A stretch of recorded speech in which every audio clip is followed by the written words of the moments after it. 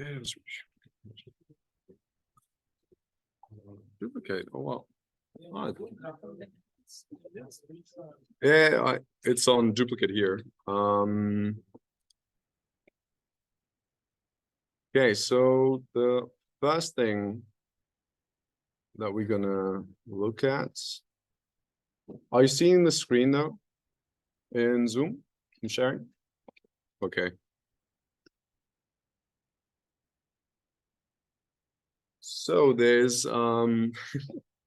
so now I hope everyone got to process, and we know that there's like usually some hiccups because maybe someone didn't select some files, or there's so many things that can go wrong already. There were like many different parameters to set, but you really get kind of like a hang of it as soon as you do that more often. And if I get a new data set, I don't have to like optimize all those parameters, right? So I know it's like 10-minute gradient, the same reverse phase method that we always use. And also like it's an Orbitrap instrument of like HF or whatever. So I kind of have a feeling for those parameters already, but I can also very quickly, and that Stefan tried to show, like can very quickly use all those views to look into data and make my assumptions from there. And so just one thing I want to see, who did not manage to process? Let's do it this way. No one? Okay, that's fine. That's great. Okay, so what did we actually produce? You have to switch from data files to feature lists in the tabs here. We can also close the processing wizard, but really I encourage you to save those presets just to kind of keep them. And now if I have the feature list here, you can see that each individual sample now has extracted ion chromatograms on the bottom here, and then the newer set of lists, one above the other. Yeah, so we did multiple different processing steps to extract features, and you can see the newest one on the top. And if we just double click on any of those, and I selected the EICs here, you can see that there is the feature list opening. It always starts with the lowest retention time, so it's usually some like bad feature shapes, bad chromatograms that we look at. But if we just sort by height, and you can see on the left side there's MZ retention time. Somehow I dropped the ID column, and maybe if that's also the case for you, you can click on this plus button here, and you can add the ID column, which is like scrolling down and selecting ID, just if you don't have it. Yeah, and the same is true for MZ and so on. Yeah, so ID is the feature ID, like the row ID. And this we're going to use for aligning different tools later on. So we export everything with the ID, and then from series, from HMS and so on, we keep the ID basically, and we can align all the results, merge them. And then here, we can see that we have a sample here. The color actually corresponds still to the MS data file. So it's sometimes nice to directly align just with the colors and the plots and so on. And for now, we only have the height of this individual sample. I told you, like, we did all the processing on each sample. So there is going to be more parameters that we can also extract for each of the samples. And again, if I just click on the plus, I can scroll down, and then we see all those like feature retention time, feature MZ, and so on. So if I do feature retention time, it's going to open up the retention time here also on like a sample level. Yeah, so each sample, if we later have multiple in the feature list, we can see the retention time shifting between the samples. And on the left side, it is the average retention time, average MZ, maximum area, maximum height.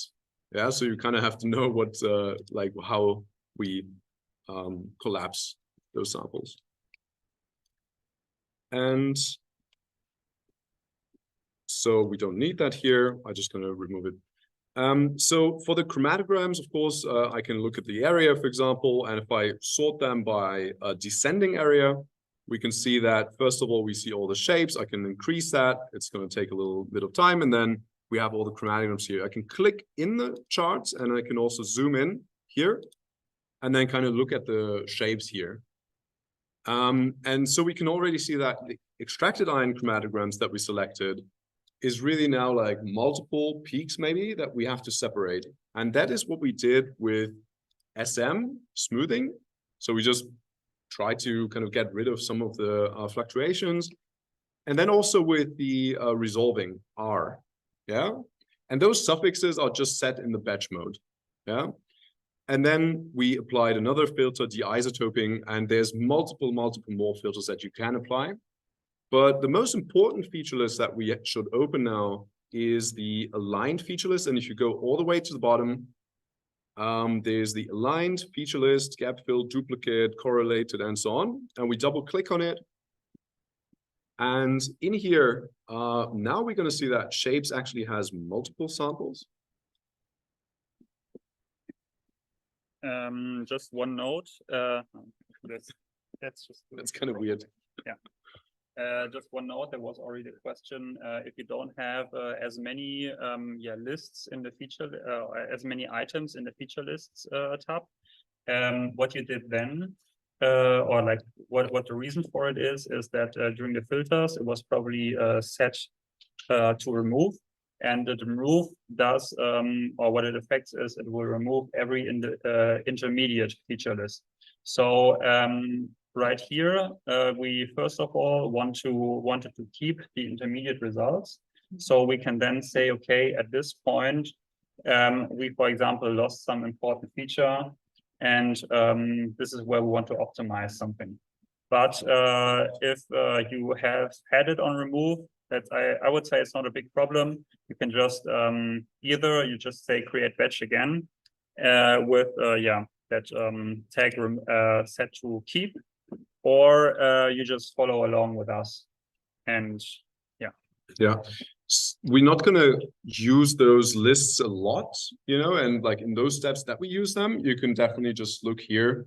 But a very fast way, now that we save the preset and everything, would be we go to the wizard, we open that session thing, like the presets that we did, and in here, we just change it from remove to keep, create the batch and run it again, and we're gonna get like new lists being generated. But okay, so you can follow along and just double click on the aligned feature list. And if you do that, it opens up a feature list tab up here. You already see there's like a checkbox. So we could also like check it and then check like different feature lists in the same thing, or we just open multiple tabs. That's all right. Then here we also again see the different shapes, and it kind of makes sense to at least go for kind of like the very abundant thing. So if we sort by area or height, you can see that, of course, like the nice feature shapes, or here could also be like two isomers kind of like bit separated maybe. But we can see that now we have multiple features with different colors, so different samples detected in different samples. And we can also like kind of like Stefan did, we can look at the retention time differences. We can look at the shapes if they change, and if they change, there might be like a problem in the chromatography, right? But it looks pretty good here. And this is only a representative set of samples. So really, if you do different batches, try to get a representative number of samples into the optimization of the batch. And we can also see that maybe sometimes things are not separated. Like sometimes here in the black sample, it was actually like creating one feature and then very likely split away like the other features that we see here in like all the other samples. But in the other samples, the separation was not clear enough, and so it failed to separate them. We can go back to the parameters and can optimize this, and we can also do that later. But it's very good to find those cases and maybe even note down the MZ and retention time so that you later on can just check out in the resolving step and also in the alignment step. And we talked about the alignment, and we said that we did set up the alignment very, very wide. It was 0.4. That's a lot. Especially for like a 9-minute UH/C gradient with very narrow peaks. And why did we do that? So most likely, or maybe at least for me, you don't see the alignment columns here, but if I go on plus, there's a toggle button, and toggle alignment columns will bring you the alignment columns, or if you had them, we'll remove them. Yeah, so make sure you have them and follow along. So in the alignment columns, we have multiple different columns here that kind of try to give us an idea how well the alignment worked. And there's, first of all, there's the alignment rate, and we can like click twice and sort it from maximum to minimum. And of course, an alignment rate of 1 is 100%. So we did align in all 8 samples, also tells here aligned features. All 8 samples had 1 feature aligned. And now we have this extra features here. And I want to show you how you can use this extra features to really kind of see like what is the maximum difference of my retention time, maximum difference of my MZ by looking at the whole feature table.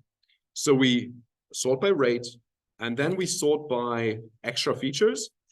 And if we then go all the way on the top, we should have full alignment and no extra features. Yeah. And that means that there was only like 1 chance in each sample for like a matching MZ and retention time. Yeah, so the features are defined by those 2 properties in this data set. And so if we look here, we can even like zoom in, and we can see that there was 8 features in all of the samples, and there was no shoulder, there was no extra feature, no isomer in this very wide retention time range. But now if we just consider that we have 88 samples, what is the perfect retention time tolerance that we should set up, right? If there's another batch, there might be shifts. And so we kind of have to account for that. And so the extra features just count the number of additional features in a sample that were not aligned with this feature. Yeah, because there can only be 1 feature per sample aligned to this row. Yeah, only 1 feature per sample. So if we have 2 in a sample, 1 is going to be extra feature. Yeah, and if we have more, even more so. But so to me, I think it's very nice to find those like we have full alignment or at least very high alignment rate. We have no extra features. There was no isomer, no shoulder that could have kind of messed up our alignment. And if we now look at the maximum delta MZ and maximum delta retention time, doesn't say it's maximum, but yeah, I know it's maximum. Maybe we should actually write it here. We can see that for some features, like this one, for example, has a very weird shape, is like 0.05. Then this one with like good shapes is like 0.02. If you ever feel like there's not enough digits, like you want to see more significant figures on retention time, MZ, and so on, you can go to the preferences, and there's like the formatters for all the different values. Okay? You could just change that, reopen the overview, the feature list, and then you're going to see more significant figures. Then, so here, I would now basically just go through and kind of see like, what is the maximum difference that I still feel like that it actually makes sense, right? Maybe the shape is really like twisted at like 8 minutes or at 2 minutes. And I can also export the whole table. And if you have some like Python skills, R skills, or something downstream, you can of course also plot this in a histogram, or just, you know, just look at it in a different way and extract your parameters from there. Yeah, but I would definitely say we can already see that maybe something like 0.1 would be okay. Yeah, it's not too wide, like we don't open up too wide to really align everything. But if we extrapolate from those 8 samples to 88 samples, there might be a greater shift in there. Yeah, so we could start with something like 0.1. Yeah, so now I would go back to the wizard or to the batch mode and just change those parameters. Don't follow along here. I just want to show you how you could do that. It's project batch mode.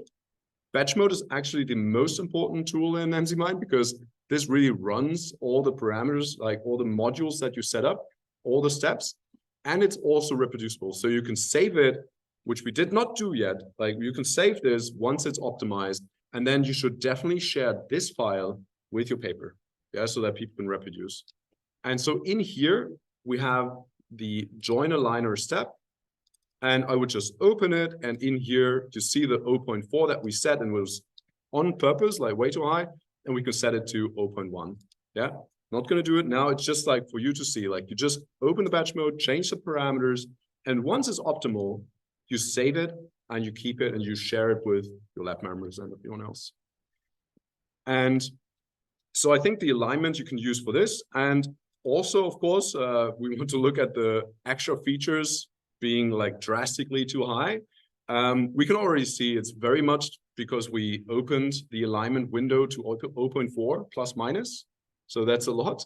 But also looking at some here, I guess there's going to be somewhere we have like 8 samples and then, okay, like 16, but the shape is also weird.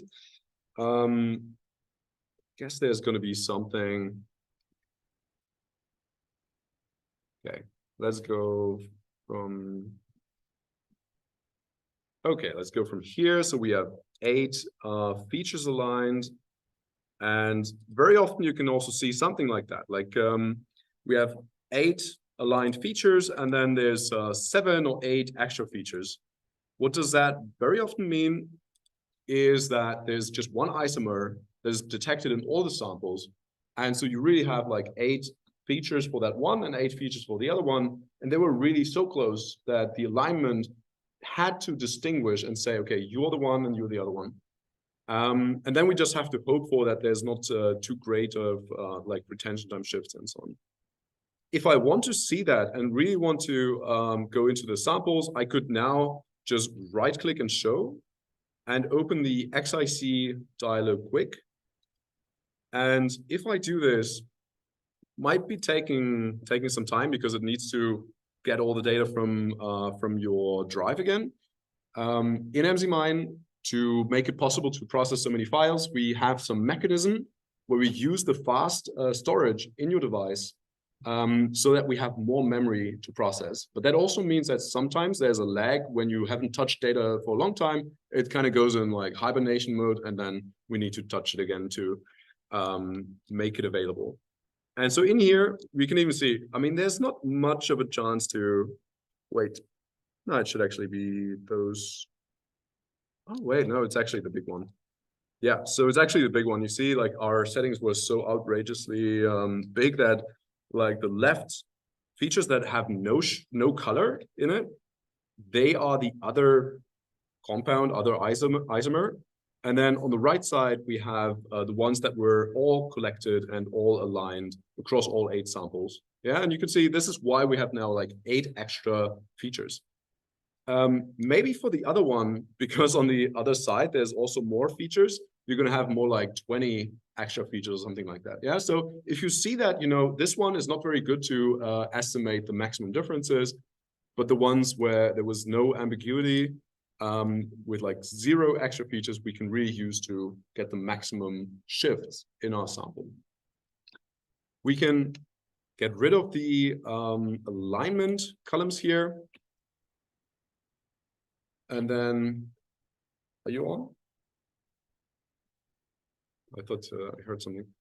And so in the feature list now, you can really go to the side here, and you can see that it looks way more complex than on the like slides that we showed, because there's also spectral library matching that we already applied. We also applied molecular networking that we're going to look at after we introduce it. There's going to be a whole session tomorrow, but I think it's a very like central topic to this whole workshop.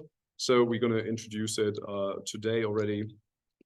And then we can see on the right side all the different intensities across the samples. You see now we have the aligned feature list.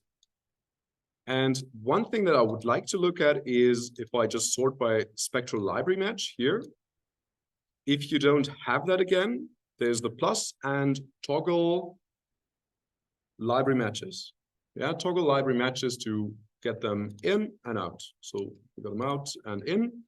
And so if I sort by spectral library match, I can right click and show the spectral libraries. I have to zoom down a bit, scroll down a bit here, spectral DB search results. So right click on a row, show, and it needs to be, of course, one that has a match, right? And if I click on it, is going to open this dialog, and you get the spectral library matches that we already saw in the presentation. So on the bottom, there's the reference data that we got from Mona, from Mass Bank of North America, LCMSMS positive. And on the top, we have our own spectra. We can also kind of look into some metadata here, and we can see, yeah, I cannot see because I zoomed in so much. But like on the side here, it also gives you like the collision energy maybe and who submitted the spectrum. And then you also can kind of compare with the collision energy that you use for this sample. And some of the scores that are important up here is the big one is the cosine similarity. So we use very much like the default weighted cosine similarity. And then if it's close to 1, if it's 1, it would be identical. Close to 1 is very similar, and then 0 would be completely dissimilar. And usually you set a threshold. And I guess that question is going to come up a lot. What is a good threshold? Honestly, I don't know really. Like it's not so easy. Like there's so many parameters you have to take into account. Typically we use something like 0.7, but it also depends very much on like how many fragments do you really produce and how default or how standard is your collision energy and everything that you apply. If there's nothing similar in the database, let's say we only have a spectrum from an Orbitrap in this case, but our data would be QTOF. I'd rather have this like worst match and then maybe manually verify it if it turns out to be a significant feature, right? I'm gonna look into it and verify manually. But it's still very hard. And of course, we can use other tools like Sirius and other tools to then kind of double down on the annotation. Yeah, so we get the in silico annotation, we get the spectral library matches, we get some other tools to work on it, and hopefully they all tell us the same story. But they're also going to tell us that there's some more ambiguity to it. Yeah, because how can I know that the hydroxy group is really on that side of the ring? Like, can it not be shifted and produce a very similar fragmentation pattern? Yeah, right. Like if it's hexos, let's say, like how many hexoses are there, right? Too many. So, and the fragmentation patterns, if we have a, let's say like a phenolic glucoside, or we have some polyphenol with glucoside, like very often the charge is just going to remain on the polyphenol, and there's a lot of like hydroxy losses and whatever. And then the sugar is just cleaved off. So we don't have any clue if it's which sugar was really attached. So if you report that, always question yourself, right? Like, and maybe to like also say there's a lot of different other molecules that also match maybe into that. Okay, and before we go into the molecular networking part in MZmine, I would say it's kind of nice to, like we already looked at the alignment. The other thing that is very important to optimize is the resolving, yeah? And maybe first of all to this, anyone has some questions towards alignment, let's say, and resolving we do afterwards. You have 3 aligned feature lists, feature gaps. What's the difference between the 3 of them? You mean this one? Yeah. Oh yeah, there's like so many, because we, first of all, we kept all the intermediate steps. And so we can backtrack what the errors were. And if I open the batch mode, so Control B or in the menu, I can see that we applied 20 steps, right? And there was the alignment, which was the first step, creating an aligned feature list. So multiple samples being aligned to one feature list. Then we had the feature list rows filter, which was mostly this like 10% of the sample should have a feature after alignment. So you can already see there might have been some hiccups in the alignment and feature detection in general. So don't be too strict. Then there's the peak finder. And that's actually a good question. Like, what is peak finder and gap filling? So you're never going to have perfect like feature detection, never going to have perfect alignment. We already saw there was some features with like some like shoulder on something. In some samples, you're going to see the shoulder. Some samples going to merge the shoulder more into the other feature. And so in some samples, we have 2 features, and in others, we have 1. And now what happens? I mean, if we process, we're going to have high significance maybe that this 1 feature is only present in this 1 sample, right? But it's not really true. It's just like it's been detected, but there's a lot of intensity of the same mass to charge ratio. The same ion was detected in the scans, which is just an artifact from the processing. So personally, I think that gap filling is a good way. It's like a secondary feature finding step. So we go back to the raw data, we extract the MZ and retention time ranges from the feature list. So we inform a second round of feature finding and try to fill in the gaps. Yeah, so if I look into the feature list, so first, before we have the gap filling here, we have the feature list, and I'm gonna open it. Okay, gonna open it, and here you can see there's a lot of gaps. And the question is always like, is that real, or did we just miss something? And so really like the gap filling just goes back into all the other files and tries to find this MZ and retention time range. And I would say if there is some intensity, I would rather want to see it than not have it. And I think the statistical analysis, there's a lot of debate if that's like comparable and so on. I personally think the statistical analysis is going to suffer more from all those like missing features that are very much there. And high resolution mass spec is very narrow, right? So we have a very narrow window to actually extract intensities. And if there's no signal, there's nothing, right? So it's not gonna pick up so much trash, I would say.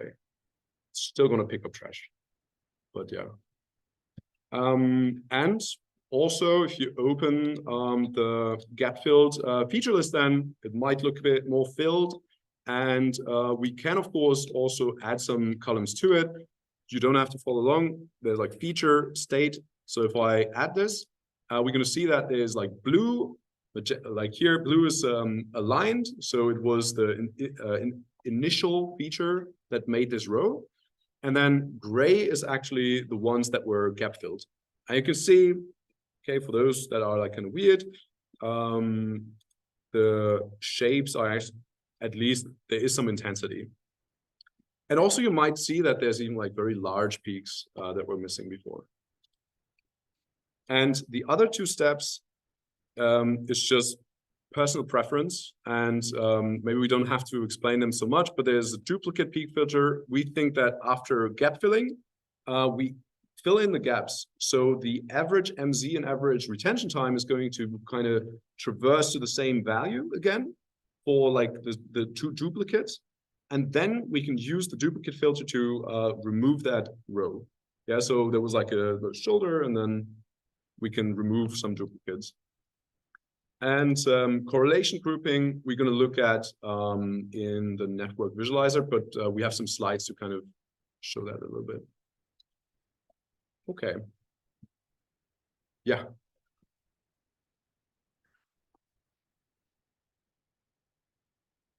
Yeah, because you imported too many samples. We on purpose, because of course it slows down a little bit, like plotting thousands of chromatograms in the table. And maybe if you have imported 100 samples, you are not very interested in looking at the shapes. Up here, there's the toggle shape column. With a lot of samples, it's going to just take some time. But you should also be able to kind of like just close this window, and it should kind of kill all the tasks. And you can also like right click and stop all the tasks that are running if it really like takes just too long. This is kind of like a way we trigger this like compact table in the beginning, and it kind of like drops a lot of columns so that you don't see, let's see, like the MZ and state and everything for each sample. Yeah, so we have this compact table if you have a lot of samples. Okay. In the past, maybe I missed it, but in the past you have to specify which file is used for alignment. There was 2.0 version. I think that was for GC, right? Like which sample was, or was it ransacked? We have like different alignment algorithms, and for the join aligner, you don't have to specify any sample. But yeah, there was some other algorithms maybe. Oh. Yeah. Gap filling will override the previous threshold we use for noise or for minimum feature height? That's a good. That's a good question. Yeah. Yeah, we do apply different settings on the gap filling features. And in some way, it's even like an idea to do that, because in the beginning, I would be rather strict and I want to process my data set fast enough. You know, let's say like 1,000 samples, 1 hour. I want to be done. And then with gap filling, I'm going to lose either way. I'm going to lose some things. And so I'm rather strict. And then with gap filling, I fill in the missing features. Yeah.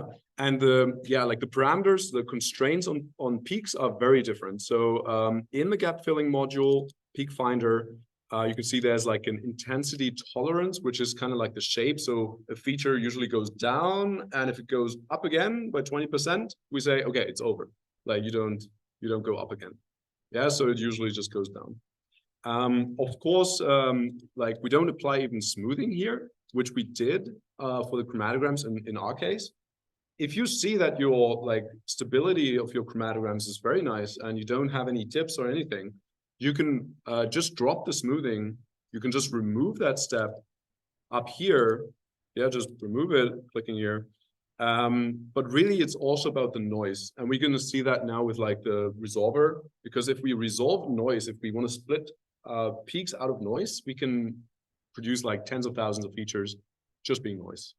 Yeah. But it's a good point, yeah. Like the peaks are definitely different. One more?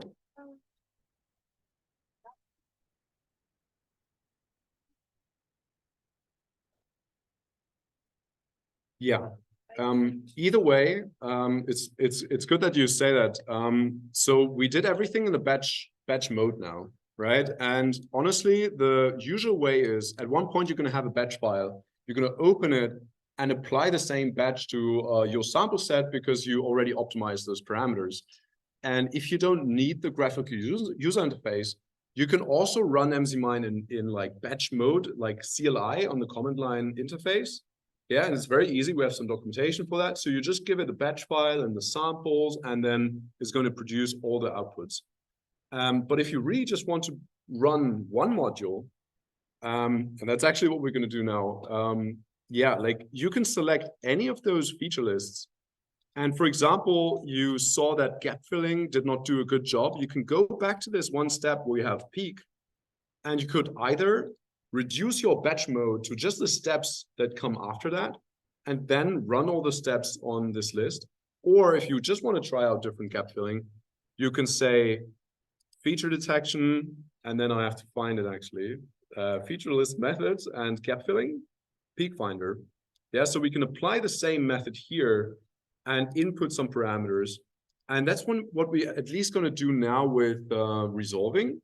So again, there's, and you can follow along if you want, there's a feature detection and resolving, chromatogram resolving, local minimum resolver. And one thing I'd like to show you, because we just added it, there's also quick access. Control F, and then you open this guy. And it was for me because I always forget where things are. And then you just type in local, okay, that's enough, local M. And then you find the local minimum resolver and I hit enter and it opens up for me. Yeah, so you can double tap shift or you can control F, like search MZmine, and then you can open the batch, like one individual module from there. And in here, this was actually the algorithm that we used for resolving the features like the chromatograms. And we also have this show preview button down here. So you select the checkbox, you like shift it a little bit to show up. Yes. And then on the bottom here, there's feature list, and you just select one of the feature lists, and you're going to see that there's extracted ion chromatograms on the top, and then SM for smoothed. And the smoothed ones were the ones that we actually use. So you can select any that ends with SM. And if I do this, it's going to open up the feature list and try to find a very noisy chromatogram and a good one. Seems like Stefan want to take over. No, I'm just, I was informed that it would have been lunchtime now. So the question is, for you, would you rather, go through this module, and, yeah, see how the optimization works now, like before or after lunch? So I guess, Let's have lunch. Right? yeah, I guess actually now is a good time to have lunch, so it's up to you. Yeah. But I guess or like at I least, guess lunch. yeah, Robin Yeah, wants sorry. lunch, so we take a lunch break. And we continue. Doesn't really track time. We just we have so much. Yeah. Yeah, just wanted to say and highlight. So there's going to be lunch again, and very important is of course the people with special deliveries. So they will be there, and then also vegetarian. If you did not sign up for anything special vegetarian, please do that for everyone else, and then like grab ones that are like okay. And yeah, so I just want to add that people who signed up for the last forum, who are in group number 3. So that's gonna be in 40 minutes. You can all meet up by the table.